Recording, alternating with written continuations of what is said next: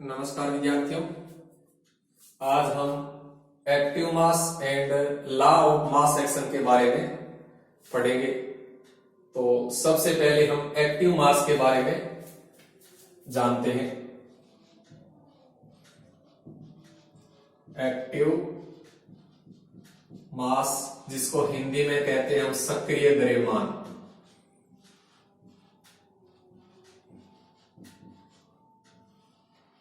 सक्रिय द्रव्यमान। तो देखो, एक्टिव मास क्या होता है, इसकी परिभाषा क्या होती है। इकाई आयतन में उपस्थित किसी पदार्थ के मोलों की संख्या को ही उस पदार्थ का सक्रिय द्रव्यमान यानी एक्टिव मास कहते हैं। तो देखो, इसकी परिभाषा हो जाती है एक्टिव मास की।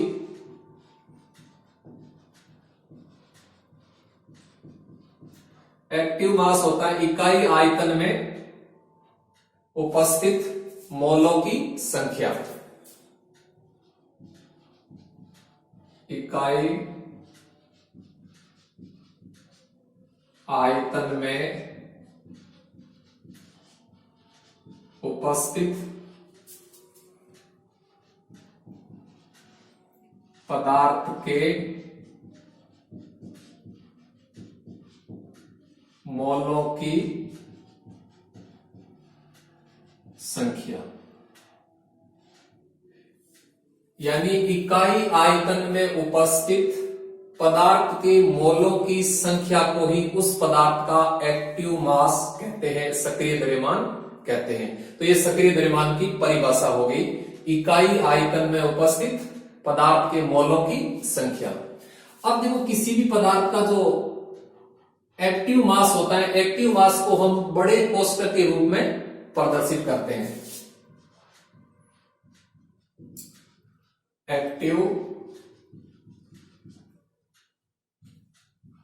एक्टिव मास को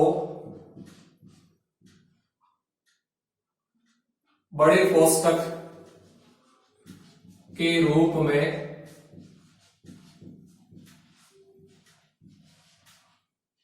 प्रदर्शित किया जाता है। यानी किसी भी पदार्थ का जो एक्टिव मास होता है, उस एक्टिव मास को हम बड़े कोष्ठक के रूप में प्रदर्शित करते हैं। अब देखो, एक्टिव मास की यूनिट क्या होती है, यानी इसका मात्रक क्या होता है। इसकी यूनिट होती है मोल प्रति लीटर। मोल प्रति लीटर, अच्छी तरह से याद रखना। सक्रिय द्रव्यमान का मात्रक होता है मोल प्रति लीटर। अब देखो, किसी भी पदार्थ का सक्रिय द्रव्यमान वो किस प्रकार से निकाला जाता है, यानी इसका फॉर्मूला क्या होता है सक्रिय द्रव्यमान ज्ञात करने का। तो यदि हम इसके फॉर्मूले की बात करें कि किसी पदार्थ का सक्रिय द्रव्यमान किस प्रकार से निकाला जाता है, तो इसका फॉर्मूला होता है एक्टिव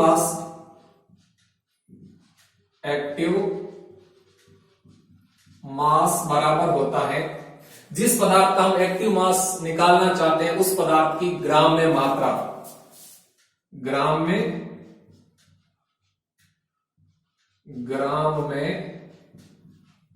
मात्रा बटा उस पदार्थ का अणुभार। जिस पदार्थ का हम एक्टिव मास ज्ञात करना चाहते हैं उसका अणुभार गुणा उस पात्र का आयतन जिस पात्र के अंदर पदार्थ उपस्थित है। तो गुणा क्या हो जाएगा, 1 बटा उस कंटेनर यानी उस पात्र का आयतन जिस पात्र में वह पदार्थ उपस्थित है। तो पात्र का आयतन,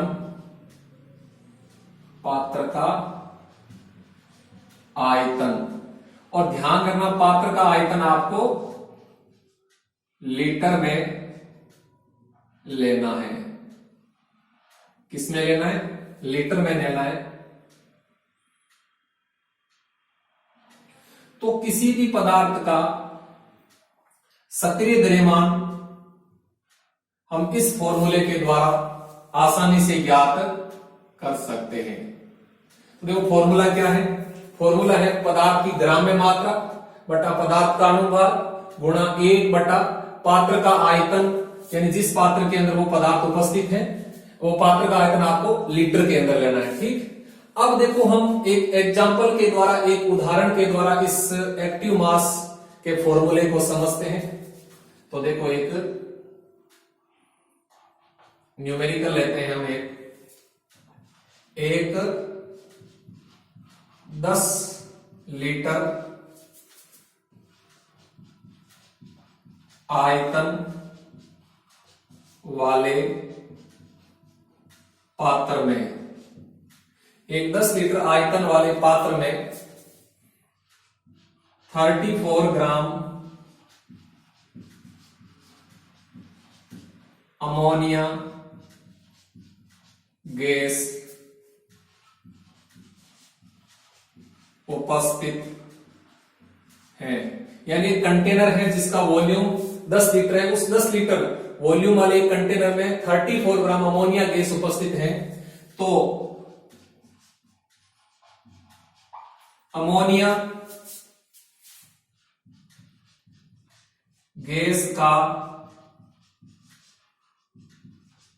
सक्रिय द्रव्यमान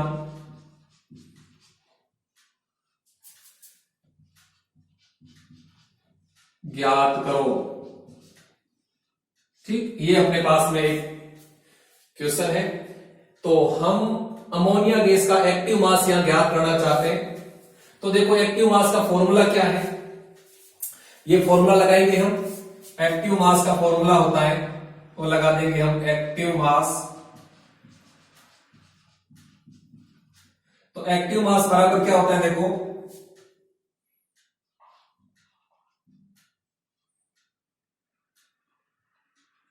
एक्टिव मास बराबर होता है ग्राम में मात्रा बटा अनुभाग। तो देखो अमोनिया की ग्राम में मात्रा कितनी, 34 ग्राम। तो यहां लिखिए 34 बटा, अब अमोनिया का अणुभार कितना है, देखो अमोनिया का अणुभार निकाल लो, 14 और 3 17, अमोनिया का अणुभार है 17 गुणा, अब 1 बटा कंटेनर का आयतन यानी पात्र का आयतन जिसके अंदर अमोनिया गैस उपस्थित है, तो पात्र का आयतन 10 है, तो यहां 10 बटा 10 आ जाएगा। ठीक, अब इसको हम सरल कर देते हैं। तो इसको सरल करेंगे तब देखो कितना आ जाएगा, ये आपका आ जाएगा, देखो इसको इससे काट दें, 2 बटा 10, 2 बटा 10, 2 बटा 10 और बराबर क्या आ जाएगा, 0.2 मोल प्रति लीटर, मोल प्रति लीटर। तो ये अमोनिया का एक्टिव मास आ जाता है 0.2 मोल प्रति लीटर। यानी 1 लीटर के अंदर अमोनिया गैस के 0.2 मोल प्रेजेंट है। और इकाई आयतन में किसी भी पदार्थ के मोलों की जो संख्या होती है उससे ही हम उस पदार्थ का एक्टिव मास यानी सक्रिय द्रव्यमान कहते हैं। तो ये हमारा आज का पहला टॉपिक या एंड हो जाता है एक्टिव मास। यानी एक्टिव मास की परिभाषा क्या है, इकाई आयतन में उपस्थित पदार्थ के मोलों की संख्या।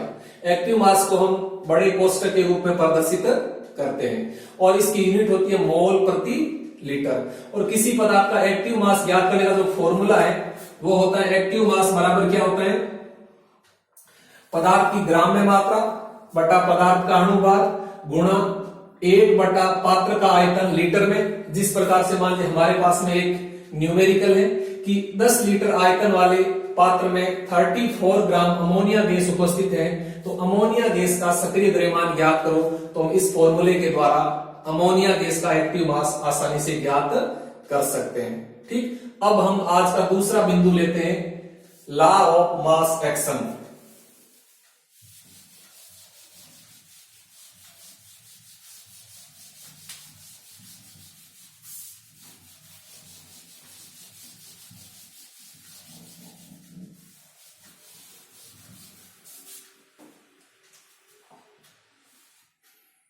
Law of mass action.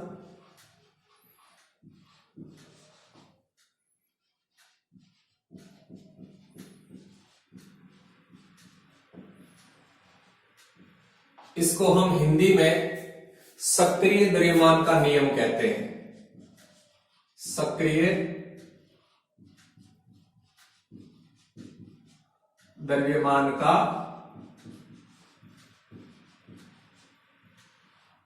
नियम।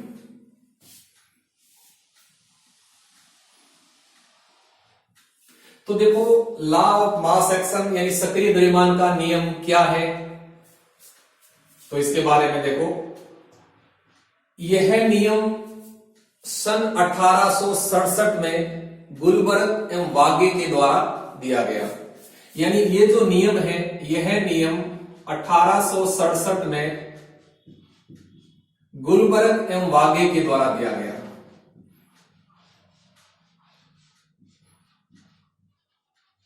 गुलबर्ग एवं वागे के द्वारा यह नियम सन 1867 में दिया गया।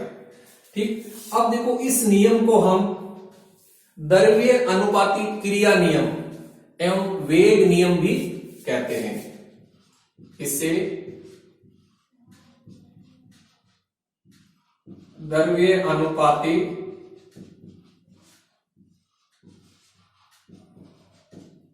क्रिया नियम अथवा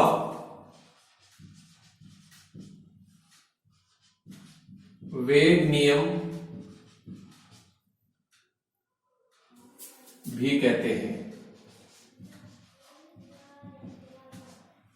यानी जो सक्रिय द्रव्यमान का नियम है, इसे ही हम द्रव्य अनुपाती क्रिया नियम, द्रव्य अनुपाती क्रिया नियम अथवा वेग नियम भी कहते हैं।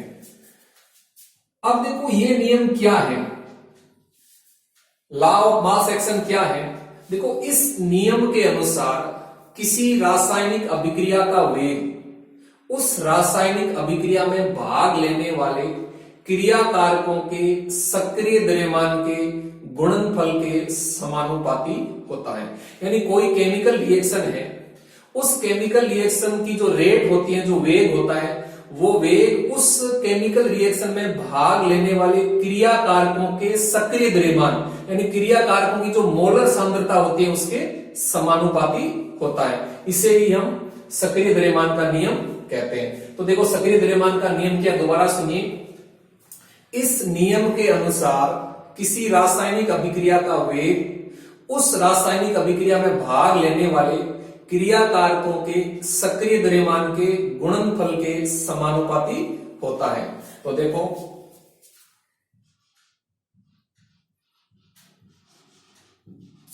According to law of mass action, law of mass action यानी सक्रिय द्रव्यमान का जो नियम है, सक्रिय द्रव्यमान के नियम के अनुसार rate of reaction, rate of reaction किसी भी अभिक्रिया का जो वेग है वो क्रिया कारकों के सक्रिय द्रव्यमान के गुणनफल के समानुपाती होता है। यानी जो रिएक्टेंट होते हैं, रिएक्टेंट का सक्रिय द्रव्यमान, और मैंने बताया सक्रिय द्रव्यमान को बड़े कोष्ठक के अंदर लिखते हैं। तो किसी रासायनिक अभिक्रिया का जो वेग है वो क्रिया कारकों के सक्रिय द्रव्यमान के गुणनफल के समानुपाती होता है। और यहां पावर लगा देते हैं अपन एन, जहां एन क्या है, एन है स्टोइकियोमेट्रिक कोफिशिएंट यानी रस समीकरणमिति गुणांक। यानी एन बराबर होता है स्टोइकियोमेट्रिक कोफिशिएंट,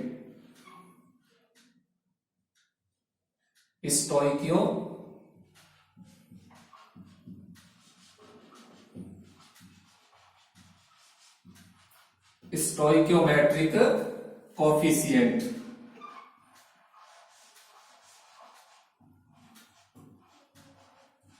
जिसको हिंदी में कहते हैं रस समीकरणमिति गुणांक। ठीक, तो यही सक्रिय द्रव्यमान का नियम है कि किसी भी रासायनिक अभिक्रिया का जो वेग है यानी रेट ऑफ रिएक्शन है वो डायरेक्टली प्रोपोर्शनल होता है रिएक्टेंट के मोलर सांद्रता के। यानी रिएक्टेंट की मोलर सांद्रता जितनी अधिक होगी रेट ऑफ रिएक्शन उतना ही अधिक होगा, और जैसे जैसे रिएक्टेंट की मोलर सांद्रता घटेगी वैसे वैसे रेट ऑफ रिएक्शन घटेगा। तो कहने का अर्थ है कि किसी भी रासायनिक अभिक्रिया का जो वेग है, यानी किसी भी रासायनिक अभिक्रिया की जो रेट है, वह उस रासायनिक अभिक्रिया में भाग लेने वाले क्रिया कारकों के सक्रिय द्रव्यमान के गुणनफल के समानुपाती होता है। यही सक्रिय द्रव्यमान का नियम है। अब देखो इस सक्रिय द्रव्यमान के नियम को हम एक समीकरण लेकर के एक समझते हैं, एक रासायनिक अभिक्रिया लेकर के समझते हैं। मान लीजिए एक रासायनिक अभिक्रिया निम्न है, यानी केमिकल रिएक्शन निम्न है, N1A प्लस N2B और यहां प्रोडक्ट बन रहा है। ठीक, अब देखो इस केमिकल रिएक्शन पर हम लॉ ऑफ मास एक्शन लगाते हैं, यानी इस केमिकल रिएक्शन की जो रेट है, रेट ऑफ रिएक्शन किसके बराबर होगी? रेट ऑफ रिएक्शन देखो, जिसको हम dx बटा dt के द्वारा शो करते हैं, रेट ऑफ रिएक्शन समानुपाती होगी किसके? यानी A का सक्रिय द्रव्यमान गुणनफल B का सक्रिय द्रव्यमान। तो A का सक्रिय द्रव्यमान तो हम लिखेंगे A का सक्रिय द्रव्यमान। अब ध्यान रखना, इसका रस समीकरण मिति गुणांक क्या है, इसका स्टोइकियोमेट्रिक कोफिशिएंट क्या है? देखो यहां जो मोलों की संख्या होती है हमें पावर के रूप में लिखनी है। तो देखो यहाँ n का मान कितना है? N1 है, या कोई भी मान हो सकता है, 1, 2 कुछ भी हो सकता है। तो यहां इसका स्टोइकियोमेट्रिक कोफिशिएंट इन रस समीकरण मिति गुणांक है N1, तो A की पावर N1, इसके बाद में गुणा B का सक्रिय द्रव्यमान, और B के सक्रिय द्रव्यमान के ऊपर हम जो स्टोइकियोमेट्रिक कोफिशिएंट है वो B के मोलों की संख्या है, तो B के कितने मोल है? N2, तो B की पावर N2। तो यही क्या होता है? वेग नियम होता है, जिसे हम सक्रिय द्रव्यमान का नियम या द्रव्य अनुपाती क्रिया नियम भी कहते हैं। और यह नियम सन 1867 में गुल्डबर्ग एवं वागे नामक वैज्ञानिकों के द्वारा दिया गया। अतः इसे हम गुल्डबर्ग एवं वागे का नियम भी कहते हैं। तो यह था सक्रिय द्रव्यमान का नियम। अब देखो इस समीकरण को थोड़ा और आगे सरल करें तो हम इस समीकरण को ऐसे लिख सकते हैं, देखो dx बटा dt के A का सक्रिय द्रव्यमान, A के मोलों की संख्या N1 गुणा B का सक्रिय द्रव्यमान N2। हम इसको इस रूप में भी लिख सकते हैं। यहां देखो जो आपका K है वो रेट कांस्टेंट है, जो K है वो क्या है? Rate constant. K is equal to क्या है? रेट कांस्टेंट, रेट कांस्टेंट यानी वेग नियतांक या वेग गुणांक है। तो ये होता है सक्रिय द्रव्यमान का नियम। अब आप असाइनमेंट के रूप में क्वेश्चन नोट कीजिए। आप क्वेश्चन लिखिए, 20 लीटर आयतन वाले एक पात्र में 100 ग्राम ऑक्सीजन गैस उपस्थित है। 20 लीटर आयतन वाले एक पात्र में 100 ग्राम ऑक्सीजन गैस उपस्थित है, तो ऑक्सीजन गैस का सक्रिय द्रव्यमान ज्ञात कीजिए। धन्यवाद, थैंक यू।